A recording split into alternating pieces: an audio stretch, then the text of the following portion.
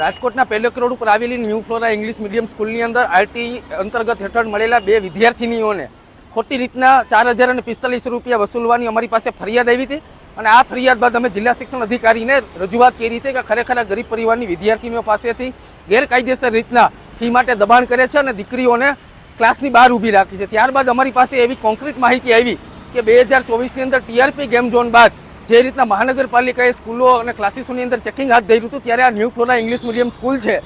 તેની પાસે fire NOC અને બિલ્ડિંગ યુઝ સર્ટિફિકેટ ન હોવાને કારણે આ બિલ્ડિંગને સીલ કરવામાં આવ્યું હતું અને આ જે સ્કૂલના સંચાલકોએ એક રેસિડેન્શિયલ મકાનની અંદર જ ત્યાં સ્કૂલ કોઈ જિલ્લા શિક્ષણ વિભાગ પાસેથી સ્થળ ફેરની મંજૂરી લીધા વગરની ચાલુ કરી દીધી હોવાની અમારી પાસે માહિતી આવી છે અને આ માહિતીની આધારે અમે ગઈકાલે જિલ્લા શિક્ષણ અધિકારીને ધ્યાન દોરી અને લેખિત ફરિયાદ કરી છે કે ખરેખર જો આ લોકોએ સ્થળ ફેર મંજૂરી ન લીધી હોય તો એ ખૂબ જ ગંભીર અને તપાસનો વિષય છે।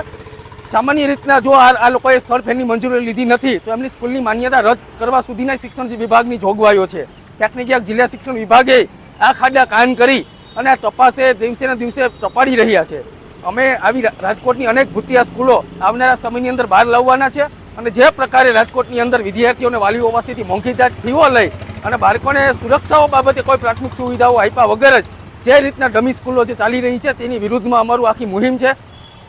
જે આ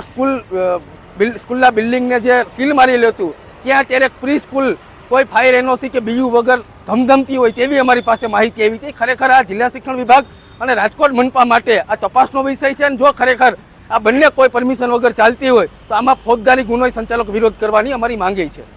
સાંજ સમાચાર ફેસબુક પેજને લાઇક કરો, વિડીયો શેર કરો અને વધુ વિગતવાર સમાચાર માટે sanssamachar.net વિઝિટ કરો।